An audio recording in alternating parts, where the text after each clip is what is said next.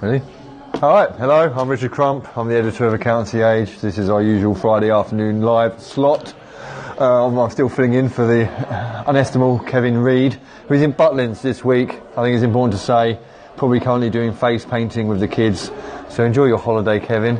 Anyway, the main news of this week, we've got job losses, job moves, and a job lot of inane accountancy stuff to go through.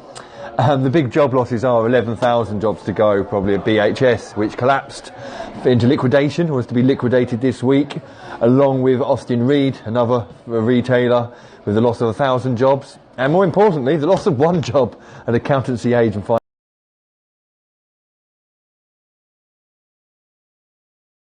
changes at PwC, which kind of took place or were announced Friday last week. Obviously, the key news is that the BHS is going into liquidation. Duff and Phelps administrators were unable to find a suitable buyer for the business, despite there being various interest from reportedly groups of consortiums led by Greg Tufnell, brother of Phil the Cat Tufnell, England's louche spinner of the mid-90s cricket team. But Duff and Phelps weren't the only administrator to fail to find a buyer for an ailing high street retailer this week.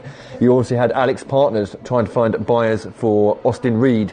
Now, they did manage to flog off 5 or 6 of Austin Reed's stores. Nevertheless, 120 stores are to close. 1,000 people are probably going to lose their jobs. The difficulty with BHS was trying to find someone willing to punt up the massive amounts of working capital required to get the business going. I think it was 100 million needed for day one just for the business to stand on its own 2 feet. That is not a very attractive proposition for any buyer. I expect retailers to come in now, cherry pick some of the best stores, hopefully re-employ some of the staff.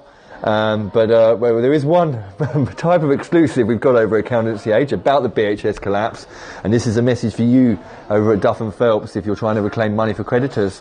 We had a call from someone today who runs a Christmas decoration shop, and apparently they wanted to get in touch with BHS about buying the Christmas decorations. BHS is reportedly known for its famous Christmas displays. Well, clearly they're not going to be doing one this Christmas, and there is a buyer out there who for some reason phoned me to try and get the Christmas decorations. So Duff and Phelps, if you get a call from someone wanting Christmas decks, there should be at least a few pennies back in the coffers. Anyway, other big job changes announced on Friday last week. PwC are restructuring its executive board. This is obviously with the crowning of Kevin Ellis as the new chairman, who takes over from Ian Powell. Now, what's happened is the board's been streamlined. It's gone from 12 members down to 7. One of the key changes is the loss of assurance and tax, I think, from the main board level, assurance and audit being one of the key, client services PwC does. James Chalmers was head of assurance. He did go for the crown along with Kevin Ellis, lost out, and assurance is no longer on the board, and I believe there's going to be a new head of assurance with James still looking after assurance from the EMEA region.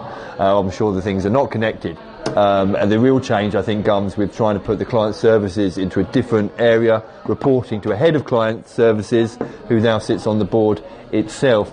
Anyway, there's some interesting changes at that level. What that will mean for the running of the firm, we'll see as Kevin Ellis takes up his tenure. Staying with PwC very quickly, it's amusing to think they had some more dress code shenanigans this week with their Australian arm scrapping its mandatory modern professional dress code for both male and female employees, claiming that the move will help staff become more innovative and creative. Well, I'm not sure what a modern professional dress code is, but I imagine it means they can now come in wearing flip-flops, chinos and hoodies. And if you ask me, there's no place for flip-flops in the office. So word to PwC Australia, don't let the flip-flops in the office. It'll be the end of you. Anyway, the final kind of point on the job front is Accountancy Age lost its very own reporter, Callum Fuller, this week.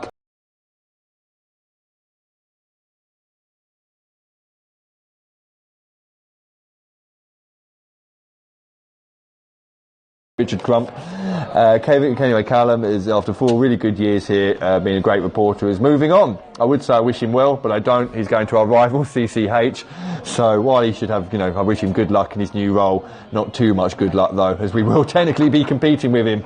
I will be at drinks with Callum later this evening, and some